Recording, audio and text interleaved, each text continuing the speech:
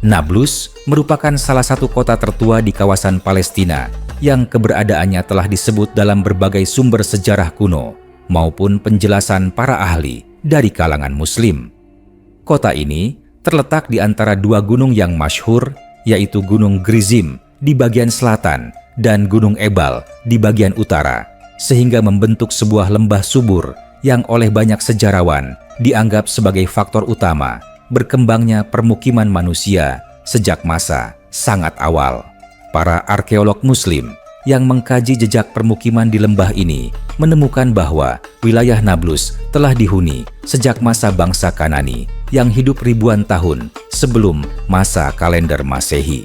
Mereka membangun permukiman pertanian dengan memanfaatkan sumber air yang melimpah serta tanah yang subur. Para ahli sejarah Muslim menyebutkan bahwa masyarakat Kanani yang tinggal di kawasan ini dikenal sebagai kelompok yang membangun kota dengan sistem pertahanan sederhana serta mengembangkan budaya agraris yang kuat, sehingga lembah Nablus menjadi pusat pertanian penting. Dalam penjelasan para sejarawan Muslim klasik, kota ini kemudian dikenal dengan nama Shechem yang tercantum dalam berbagai riwayat sejarah kuno. Shechem merupakan sebuah kota yang banyak dibahas dalam kisah para nabi seperti kisah Nabi Ibrahim, Nabi Yakub, dan keturunan mereka. Para mufasir Muslim dan ilmuwan sejarah menegaskan bahwa kota ini pernah menjadi tempat singgah para nabi, sehingga menjadikannya wilayah yang memiliki nilai spiritual tinggi bagi umat beriman. Riwayat menyebutkan bahwa Nabi Yakub pernah menetap di daerah ini dalam waktu tertentu sebelum melanjutkan perjalanan menuju wilayah selatan.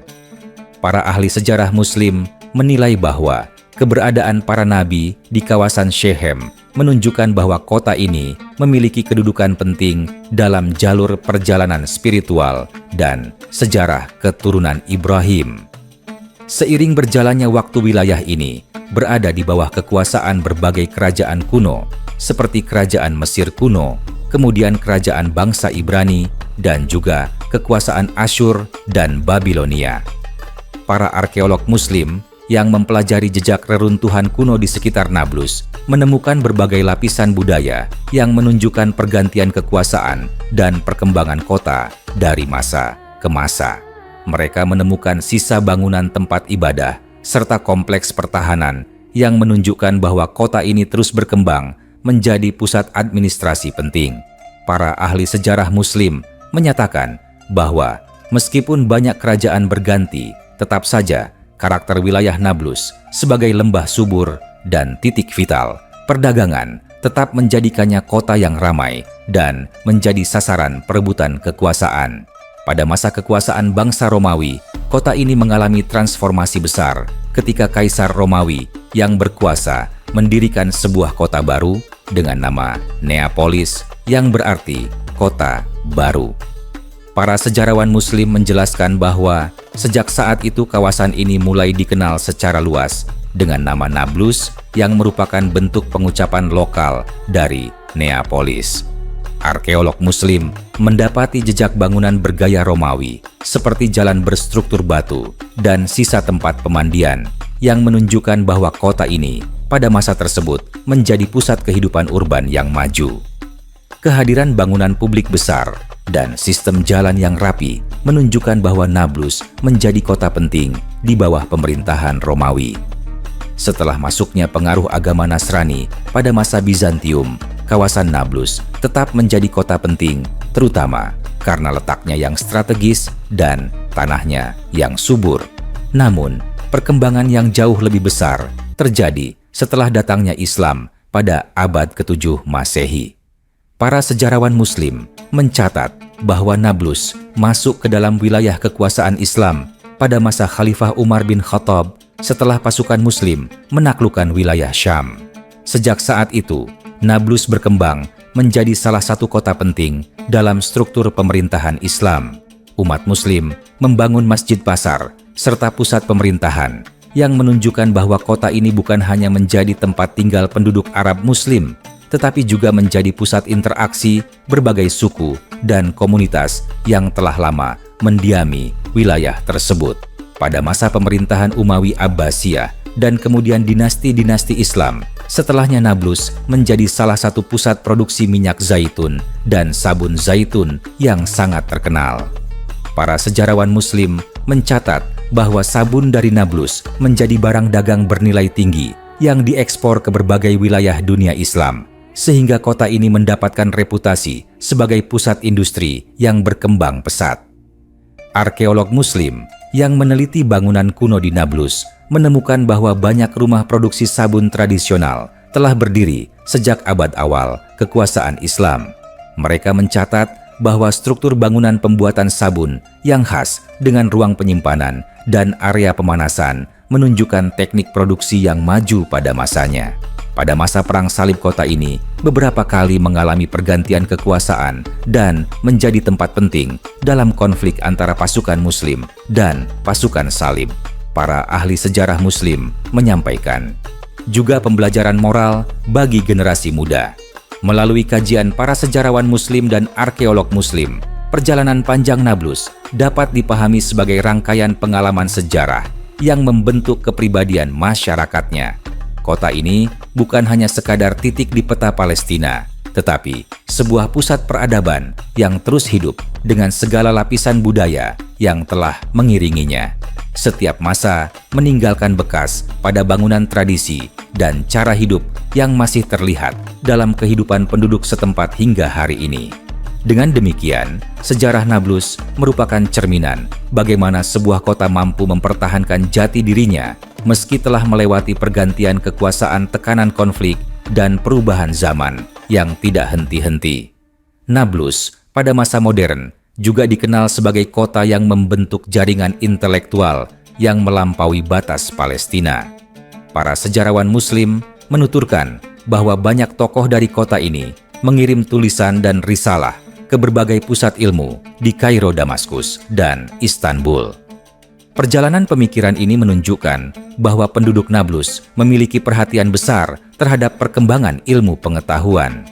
Tradisi literasi di kota ini tercermin dari keberadaan perpustakaan keluarga tua yang menyimpan koleksi kitab fikih, tafsir, sejarah, dan catatan perdagangan yang diwariskan secara turun-temurun. Beberapa keluarga mempertahankan pekerjaan penyalinan naskah yang dilakukan secara manual sebagai bentuk penghormatan terhadap ilmu. Para arkeolog Muslim menemukan lembaran tulisan tangan berusia ratusan tahun di rumah-rumah tua yang menjadi bukti nyata betapa masyarakat menghargai pengetahuan. Kekayaan alam Nablus juga membentuk pola kehidupan penduduknya. Tanah yang subur mengalirkan berbagai jenis tanaman khas pegunungan Palestina seperti zaitun, anggur tin, dan gandum. Para sejarawan Muslim mencatat bahwa sejak masa awal, Nablus menjadi pusat pengolahan hasil kebun yang tidak hanya dimanfaatkan untuk kebutuhan lokal, tetapi juga diperdagangkan ke kota-kota lain. Kelebihan produksi minyak zaitun, misalnya, mendorong tumbuhnya kegiatan ekonomi baru, seperti pemerasan minyak penyaringan dan pembuatan produk turunan. Para peneliti Muslim yang mengkaji teknik pertanian tradisional di Nablus menemukan bahwa masyarakat menggunakan sistem terasering batu yang dibangun secara turun-temurun untuk menjaga kualitas tanah dan mencegah erosi. Teknik ini mengindikasikan pengetahuan lokal yang berkembang lama sebelum hadirnya teknologi modern. Selain potensi alamnya, Nablus juga memiliki dinamika sosial yang berkembang seiring perubahan zaman. Pada masa penjajahan Barat, banyak penduduk Nablus terlibat dalam aktivitas intelektual maupun perlawanan budaya. Para sejarawan Muslim menggambarkan bahwa kota ini telah menjadi tempat munculnya penulis-penulis muda yang menggambarkan kondisi masyarakat dalam karya sastra dan artikel opini yang tersebar di berbagai surat kabar Arab. Kekuatan tulisan mereka menjadi salah satu cara mempertahankan identitas Palestina melalui budaya, bukan hanya melalui pergolakan fisik. Arkeolog Muslim menemukan ruang-ruang kecil di rumah tradisional yang diduga digunakan para penulis untuk berkarya pada masa sulit agar mereka tetap dapat mengekspresikan gagasan tanpa gangguan. Masjid-masjid di Nablus menjadi pusat kegiatan sosial dan spiritual yang menghubungkan berbagai lapisan masyarakat. Para sejarawan Muslim menyebutkan bahwa masjid tidak hanya berfungsi sebagai tempat ibadah, tetapi juga pusat penyuluhan masalah keluarga, tempat diskusi keagamaan, dan tempat berkumpulnya tokoh-tokoh masyarakat. Pada masa lampau, beberapa masjid di kota ini dikenal memiliki halaqah rutin yang membahas tafsir dan hadis, dipimpin oleh ulama yang dihormati. Para arkeolog Muslim mencatat bahwa struktur beberapa masjid tua menunjukkan adanya ruang tambahan yang digunakan untuk menyimpan kitab serta tempat khusus bagi para pelajar menginap sementara. Hal ini menunjukkan bahwa kota ini memiliki tradisi keilmuan yang tidak pernah benar-benar padam. Keberadaan sumber mata air di sekitar lembah Nablus juga memainkan peranan penting dalam perkembangan peradaban kota. Para arkeolog Muslim menemukan sistem saluran air kuno yang membuktikan bahwa penduduk masa lalu telah memahami teknik pengelolaan air secara cermat. Beberapa saluran air tersebut bahkan masih dapat berfungsi pada masa modern setelah mengalami sedikit pemugaran. Para sejarawan Muslim menulis bahwa keberadaan air yang stabil membuat lembah ini menjadi salah satu titik persinggahan bagi para musafir dari utara Syam menuju bagian selatan. Kota ini menjadi tempat istirahat bagi pedagang yang membawa barang dari berbagai negeri, sehingga kehidupan ekonomi Nablus mendapat energi baru dari arus perjalanan tersebut. Para pelajar dari berbagai wilayah Palestina datang ke Nablus untuk mempelajari tafsir hadis bahasa Arab dan ilmu hukum. Bahkan, pada masa tertentu kota ini menjadi tempat penyalinan manuskrip kitab-kitab besar yang dipesan oleh ilmuwan dari luar negeri. Hal ini menunjukkan bahwa peran intelektual Nablus tidak kalah dengan kota-kota pusat pengetahuan lain. Para arkeolog Muslim yang meneliti jejak tinggalan budaya mencatat bahwa peninggalan arsitektur di kota ini menunjukkan perkembangan teknik bangunan yang semakin matang pada masa Mamluk dan Utsmaniyah. Bangunan-bangunan bertingkat menggunakan batu kapur lokal teknik lengkung pada pintu gerbang dan corak jendela khas yang memungkinkan cahaya masuk tanpa mengurangi privasi, merupakan ciri utama rumah tradisional penduduk Nablus. Beberapa bangunan lama memperlihatkan adanya halaman dalam yang menjadi pusat aktivitas keluarga. Struktur ini sangat erat kaitannya dengan gaya hidup masyarakat Muslim yang memprioritaskan kenyamanan keluarga serta pemisahan ruang publik dan ruang pribadi. Para arkeolog menegaskan bahwa pola bangunan ini tidak hanya menunjukkan estetika, tetapi juga mencerminkan pandangan hidup masyarakat yang berpegang kuat pada nilai-nilai agama. Kehidupan sosial di Nablus juga mengalami perkembangan sejalan dengan dinamika masyarakat Palestina. Para sejarawan Muslim menuturkan bahwa kota ini dikenal memiliki keluarga-keluarga besar yang memainkan peranan penting dalam pengaturan kehidupan masyarakat. Keluarga-keluarga tersebut memimpin perdagangan, mengurus urusan sosial, dan menjadi mediator dalam penyelesaian masalah antar warga. Tradisi musyawarah keluarga menjadi salah satu ciri khas Nablus pada masa Utsmaniyah dan seterusnya. Para ahli sejarah menilai bahwa struktur sosial kota ini membentuk stabilitas internal yang membantu masyarakat bertahan ketika menghadapi pergolakan politik eksternal. Kegiatan ekonomi yang menjadi ciri khas Nablus seperti produksi minyak zaitun dan sabun terus berkembang karena adanya jaringan perdagangan yang luas. Para sejarawan Muslim menjelaskan bahwa banyak pedagang Nablus menjalin hubungan dagang dengan kota-kota di Suriah, Mesir, Hijaz, dan bahkan wilayah Anatolia. Produksi sabun tradisional tidak hanya untuk konsumsi lokal, tetapi juga menjadi komoditas ekspor yang dikenal secara internasional. Arkeolog Muslim yang mempelajari rumah produksi sabun tradisional menemukan sistem pemanasan yang menggunakan tungku besar dan ruang pendinginan di lantai atas yang memungkinkan kualitas sabun tetap terjaga. Keberadaan teknik produksi seperti ini menjadi bukti bahwa penduduk Nablus memiliki keahlian industri yang berkembang jauh sebelum hadirnya pabrik modern. Pada masa konflik modern, ketika tekanan politik meningkat, penduduk Nablus tetap mempertahankan sejumlah tradisi lama yang terbentuk sejak berabad-abad. Para sejarawan Muslim memerhatikan bahwa masyarakat Nablus memiliki karakter yang sangat kuat dalam mempertahankan budaya lokal, termasuk dalam pakaian, makanan adat, pernikahan, serta majelis keagamaan. Para ulama lokal memainkan peran besar dalam menjaga moral masyarakat dan mengajarkan pentingnya menjaga nilai-nilai Islam di tengah kesulitan hidup. Keberadaan masjid-masjid tua yang masih digunakan hingga kini menjadi bukti bahwa kesinambungan spiritual di kota ini tidak pernah terputus meski keadaan politik berubah drastis. Dalam dunia arkeologi modern, Nablus menjadi pusat penelitian penting karena memiliki banyak situs peninggalan yang belum seluruhnya digali. Para arkeolog Muslim yang melakukan penelitian menemukan bahwa wilayah pinggiran kota menyimpan lapisan tanah yang menunjukkan perubahan zaman secara berurutan. Setiap lapisan mengandung artefak seperti pecahan tembikar alat logam dan sisa bangunan yang membantu merekonstruksi perjalanan hidup masyarakat masa lalu. Penemuan tersebut membuktikan bahwa perkembangan kota ini berlangsung secara bertahap dengan pengaruh berbagai budaya yang datang silih berganti. Nablus juga dikenal sebagai tempat yang memiliki hubungan erat dengan komunitas Samaria yang telah hidup di daerah itu sejak masa kuno.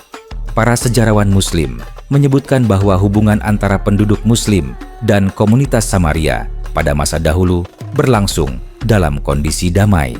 Keberadaan mereka memperkaya khazanah budaya kota dan menjadi saksi hidup betapa panjangnya sejarah kawasan tersebut.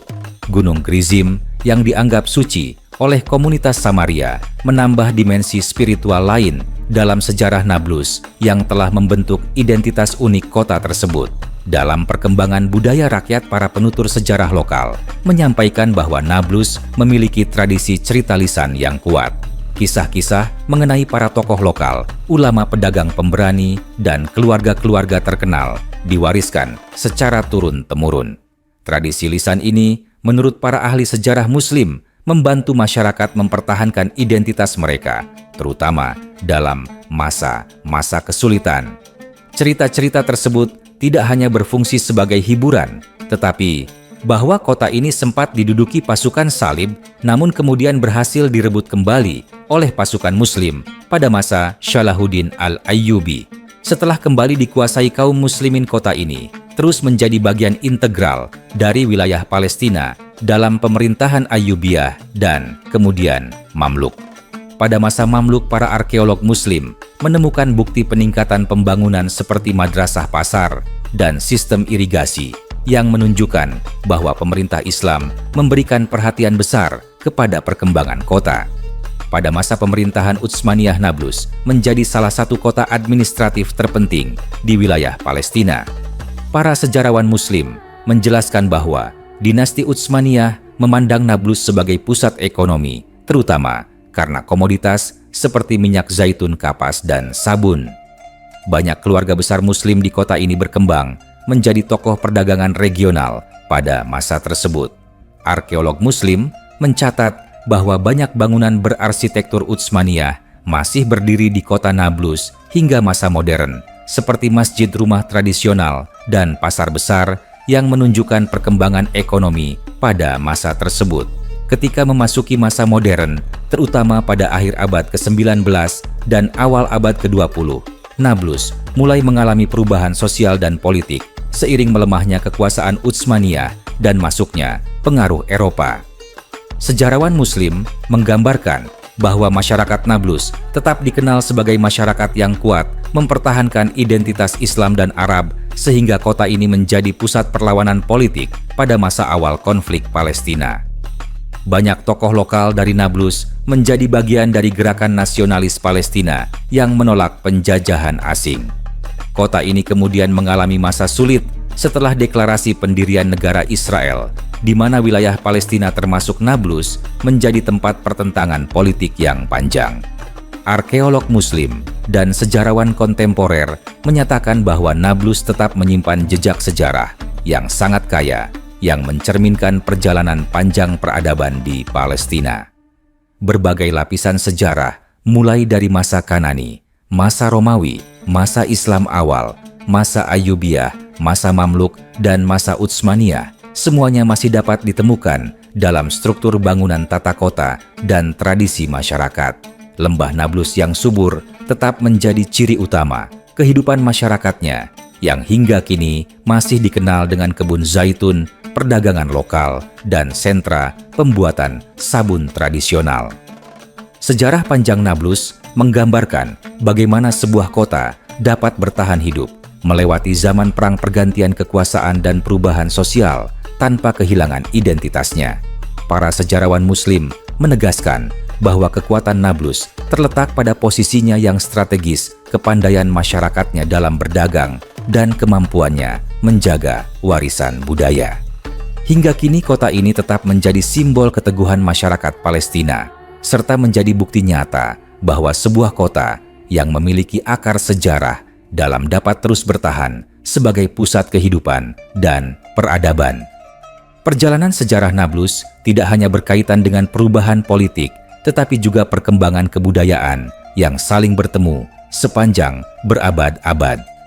Para sejarawan Muslim menilai bahwa keberagaman etnis dan agama yang pernah hidup berdampingan di kota ini membentuk corak budaya yang unik. Pada masa awal kekuasaan Islam, berbagai komunitas seperti Arab lokal, suku-suku pendatang pedagang dari wilayah Syam, dan penduduk lama keturunan Kanani, Ebrani, dan Samaria hidup dalam satu kawasan yang relatif harmonis. Interaksi panjang ini menciptakan tradisi lokal yang berbeda dari kota-kota lain di Palestina. Para ilmuwan Muslim yang meneliti manuskrip dan dokumen lama dari kota tersebut menyebutkan bahwa dialek penduduk Nablus masa awal Islam menunjukkan percampuran fonologi yang khas hasil dari pertemuan berbagai suku. Selain itu, Nablus dikenal oleh para arkeolog Muslim sebagai kota yang memiliki struktur pasar yang tumbuh secara alami mengikuti kebutuhan masyarakat dari masa ke masa. Pasar-pasar ini tidak dibangun berdasarkan rencana pemerintahan besar, tetapi lebih pada pertumbuhan lambat yang berlangsung selama generasi. Dalam catatan sejarah, disebutkan bahwa para pedagang yang datang dari berbagai wilayah Syam membawa barang-barang seperti rempah kayu wangi, logam kain katun, dan minyak. Pasar tradisional Nablus tetap mempertahankan pola lama yang sangat berbeda dari pasar modern.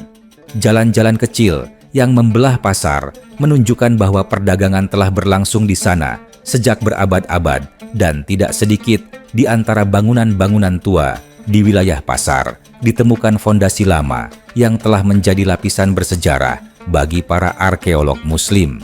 Pada masa dinasti-dinasti Islam setelah periode awal seperti Ayyubiyah dan Mamluk, Nablus menjadi tempat berkembangnya tradisi keilmuan. Banyak penulis dan ahli fikih berasal dari kota ini atau pernah bermukim untuk menuntut ilmu. Para sejarawan Muslim mencatat keberadaan madrasah-madrasah yang dibangun oleh dermawan lokal untuk mendukung berkembangnya ilmu agama.